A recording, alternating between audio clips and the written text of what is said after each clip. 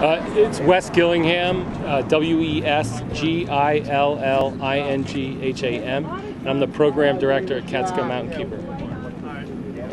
So this is a press conference technically, so do you have like a prepared statement? So we're here tonight at this hearing for the proposal for multiple compressor stations and facilities to increase the amount of gas that's coming through here, and the impact that this is going to cause for New York State is going to be outlined in this press conference. The first speaker I have is Sandra Steingraber.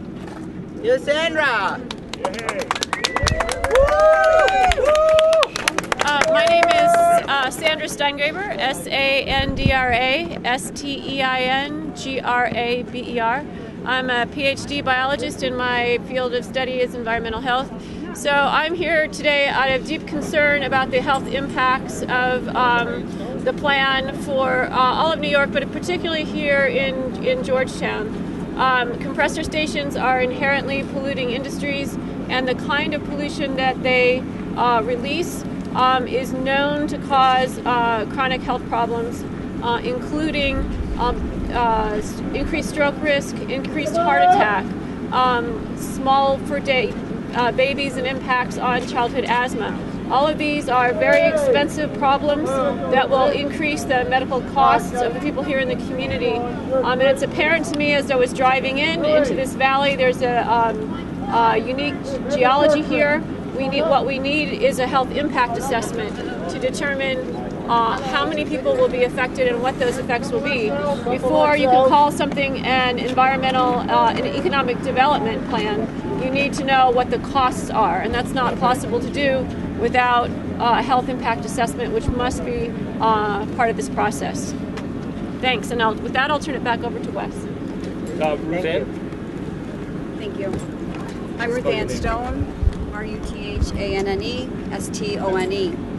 I am part of a group of concerned citizens who've come together to oppose the Sheds compressor station that's proposed on Wilcox Road in the town of Georgetown, New York. We first learned of the project in March of 2014. Then on April 22nd, Dominion held a public hearing here in Georgetown to express what the project would be. The questions that were asked at the time to to Dominion, we got responses of, I'm not sure, or I'll have to get back to you on that, which kind of caused everyone to start doing their own research to see what these compressor stations were, and we found out that it was not positive. We also spoke with Dominion. We were told there would be no noise, no smell of gas, and we would not know it was there. They even said that if we wanted, they could make the building look any way that we wanted to, even like a barn, since it's in a country setting. Collectively, our group has visited 6 different compressor sites. We have both heard the noise, smelled the gas, and we've also spoke to neighbors who live next to these sites. Again, our findings were negative. We also have held 2 informal meetings, one here in Georgetown and one in DeRuyter, to let the public know more information about these compressor stations. The speakers we had were credible speakers, and they were also peer-reviewed. During our research, we've not only found the ill health effects from the emissions which come from these compressor stations, but also the safety, noise, and quality of life effects as well. The Madison County Health Department has conducted a study not only on the concerns of the surrounding citizens, but on the research of the data that's already been conducted on these compressor stations, and have also found the negative health impacts. While reviewing the document that Dominion has sent into FERC, they said the benefits of this project outweighs any adverse impacts to DTI customers and affected landowners and communities. So our question is my health, our neighbor's health, and our family's health worth these benefits? Why is one person's health any better than another's? I asked Dominion if they would put their health at risk for a compressor station to be next to their home. Our group, Madison County Neighbors for Environmental Preservation, opposes this proposed site. Our message to FERC tonight would be to ask them ultimately to take the no action alternative. We'd also like FERC to adopt a full environmental impact study, which is a 2-year study process for this facility, instead of the environmental assessment, which is the fast track to the abbreviated of Dominion's application. We want FERC to understand that rural America is calling out to them, and we want them to hear our voices. Thank you.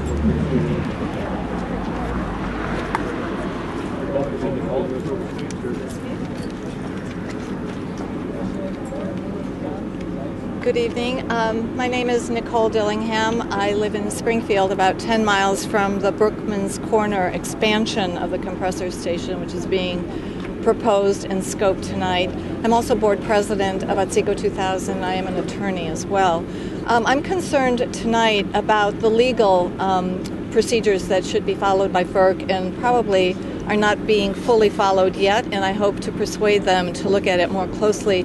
First of all, the scoping hearing was not properly noticed. It wasn't on the FERC website. People didn't know that they should come out today. There were people who called in and were actually told the hearing is not going to take place today. That is an error that needs to be corrected. There have to be further scoping hearings, and the fact that I had to drive an hour and a half to get here means that a lot of people in our community near Brookman's Corner are not being heard. FERC needs to schedule further scoping hearings and must extend the time to file comments on the scope of this project. Secondly, in terms of the legal processes followed by FERC, too much of the information regarding this project is deemed confidential and prohibited for review by the public. That is improper. FERC has been doing this now for several years, maybe more. With respect to many projects, it allows an applicant to simply designate anything they want as confidential and treats that as confidential unless an individual has the wherewithal to maneuver through the FERC site and seek representation and file a protective order and so forth. That is a burden on the public, and it's not fair to the people who cannot even review a site plan to see what is being proposed for a project around the corner from their home. Finally, this project right now is being scoped pursuant to simply an environmental assessment. Dominion has reported that there will be no environmental impacts, no impacts on wetlands, no impacts from noise, no impacts on property, no impacts on river, no impacts on karst. That simply is not true, and we need a full environmental assessment. And just to remind FERC again of the decision that was reached in Riverkeeper versus FERC this summer, the D.C. Circuit Court said FERC may not segment review of these projects, must consider the full scope of the projects, which in this case would include the Iraqi pipeline, which Dominion owns 25% of, and the plans to export natural gas through the Iraqi pipeline, and certainly the cumulative impacts of the massive methane emissions from this project in totality, not just point source, but in totality across all of the pipelines that are interconnected here, all the compressor stations. So we urge FERC to go back and take a look at the law and follow the ruling of the D.C. Circuit just recently. Thank you. Enough of this rhetoric. Hello, I'm Keith Shue. I'm an engineer. I'm also with Sustainable Otsego, and I'm happy to be here tonight. 200 miles of pipeline that we're talking about. We're talking about communities that are impacted across the state. The Finger Lakes, Dryden, Utica, Schenectady, beautiful Madison County right here, south of Fort Plains and the historic Mohawk and Leatherstocking region. It's amazing that we only have one scoping hearing to talk about the impacts of this project. We don't accept that. There's too much at stake. Our air, our climate, our safety, our quality of life. The bottom line is that we know Dominion's objective is to bring gas from Pennsylvania and to expand the capacity for gas in their pipeline. 112,000 decatherms per day of additional gas is what they're talking about. That means 3 massive compressor stations, 11,000 horsepower compressors each. That's a lot of power. It's also a lot of noise. Some have compared it to the sound of a jet engine. So that's a big concern of ours.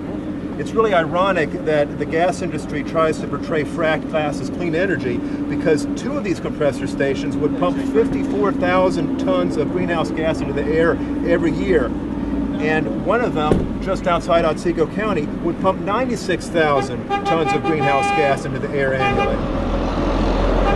And with those emissions come other nasty things, hazardous air pollutants, volatile organic compounds, nitrogen oxides, sulfur dioxide, carbon monoxide. These are significant issues. Let me say something about safety. In order to get more gas through this pipeline, Dominion needs to either increase the pressure of their in the pressure in the pipeline, or increase the velocity of gas flowing in the pipe, or both. And when you do that, you're adding more stress onto that pipeline. This is an old pipe. Parts of it are 50 years old. And in the past, there were different welding techniques that were in place. And there were problems with those welding techniques. When you add more stress to these pipelines... Hey, where do you live? Why don't you go home? And by the way... We live here! You thug! All right, guys, let it go. We're trying to listen to him. Let it go. The point is you have significant potential for explosion. So we're asking the question, what are the risks of that? Frankly, it's rather hard to tell when the applicant, when Dominion hasn't told us all the information that the public has a right to know. What is the maximum allowable operating pressure of this pipeline? What is the current flow rate? What is the and pressure that's in that line right now, and how will that change? What kind of corrosion is already taking place in the pipeline? And has Dominion even looked at that? We don't know. We need to know these answers. We need to know how close this pipeline is potentially to rupturing right now, to be able to assess what the impacts are and how much of a greater risk the public will be exposed to. What we're saying is that we need to back up. We can't do this as an environmental assessment. We need an environmental impact study to analyze the impacts of this. Thank you very much. Thank you, Steve. So again, I'm Wes Gillingham, the program director of Catskill Mountain Keeper. Close to 7 years ago, when we first started talking about what was happening to New York State with the proposal to do fracking in New York, besides being afraid for folks' water and access to water and clean air, one of the things that was mentioned was the industrialization of New York. We have a moratorium that's preventing horizontal drilling and hydrofracking from happening in the state of New York, but the industrialization is happening. There's multiple compressor stations being proposed across the state, multiple pipelines. There's the Constitution pipeline, which is in a stage of development. That started in Pennsylvania. You've got the Mark IV that was competing with the Constitution pipeline. You've got another pipeline proposal just recently to go parallel to the Constitution pipeline. This is the industrialization of the state of New York. And it's all at a time when 400,000 people came out to the city of New York, marched in the streets and said, we need a change. We do not want an expansion of oil and gas. Which didn't even make the nightly news. 25% of the Bakken oil, the fracked oil coming from North Dakota, is crossing through New York, getting loaded on ships and threatening the Hudson River. There's proposal after proposal to continue the expansion. It's time they stop the greed and back up, go to renewables, and change the course. And I'm going to say one last thing, and that's about the compressor station that they just completed in my neighborhood in the Catskills in a very pristine area. So we were able to go out and get pristine air samples before they put the compressor station in. Just recently we took an air sample during a blowdown. If you don't know what a blowdown is, that's when they empty the pipeline to either work on the compressor station or attach pipes and process. 9 miles of pipeline, a 36-inch pipeline. They can't afford to put a valve a half a mile from a compressor station. They released 9 miles of methane, benzene, multiple petroleum gases, propane, isobutane, N-butane, isopentane, and N-pentane. 9 miles of that in a 36-inch pipeline, and that air sample was collected at a neighbor's house. Is that what you want in your neighborhood? I don't think so. Thank you. Yes, thanks, Wes.